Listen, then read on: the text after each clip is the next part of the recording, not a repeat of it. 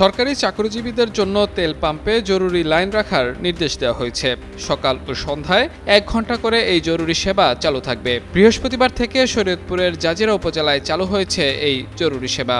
এর আগেও দেশের কয়েকটি জেলা ও উপজেলায় জরুরি ভিত্তিতে শিক্ষক, অ্যাম্বুলেন্স সহ বিভিন্ন জরুরি বিভাগের গাড়িতে তেল দেওয়ার নির্দেশ দেওয়া হয়। জাজিরা উপজেলা কৃষি কর্মকর্তা ওমর ফারুক স্বাক্ষরিত নির্দেশনায় বলা হয়েছে, উপজেলার মেসার্স হাসান মাহমুদ নায়েব ফিলিং স্টেশনে জ্বালানি প্রাপ্তিতে হাসপাতাল, বিদ্যুৎ, অ্যাম্বুলেন্স, থানা, ফায়ার সার্ভিস, ব্যাংক ও আর্থিক প্রতিষ্ঠান, শিক্ষা প্রতিষ্ঠান, সরকারি দপ্তর, সংস্থা ও সরকারি কর্মকর্তা কর্মচারীদের আলাদা লাইনে তেল সরবরাহ করা হবে। প্রতিদিন সকাল 8:30 থেকে 9:30 পর্যন্ত এবং সন্ধ্যা 6টা থেকে 7টা পর্যন্ত এই জরুরি সেবা চালু থাকবে। পাম্পে তেল থাকা সাপেক্ষে এই সেবা প্রযোজ্য বলে জানানো হয়েছে।